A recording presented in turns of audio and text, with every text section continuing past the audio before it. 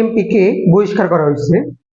তো বহিষ্কার করা যে হয়েছে, এখন সবার মনে জনমনে প্রশ্ন একটাই যে তার এমপি পদের কি হবে? তার কি এমপি পদ বাতিল হবে? বাংলাদেশের সংবিধান অনুযায়ী কোনো সংসদ সদস্য, দলীয় সংসদ সদস্য তার পদ থেকে যদি পদত্যাগ করে, রাজনৈতিক দল থেকে পদত্যাগ করে, তাহলে তার এমপি পদ স্বয়ংক্রিয়ভাবে বাতিল হয়ে যায়। জামাত গাজী নজরুল ইসলামকে বহিষ্কার করেছে এবং তারা জানিয়েছে নির্বাচন কমিশনকে তার এমপি পদ বাতিল করার জন্য সুপারিশ করবে। এখন এখানে দুইটা পয়েন্ট থাকে। পয়েন্ট নাম্বার 1, জামায়াত একটি ইসলামিক সংগঠন।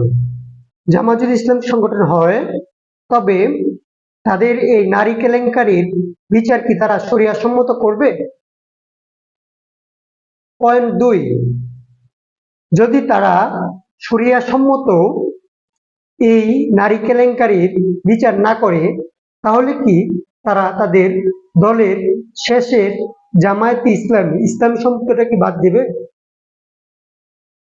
তাদের যে কার্যকলাপ, এই কার্যকলাপের মধ্যে ইসলামী শব্দটা বেমানান।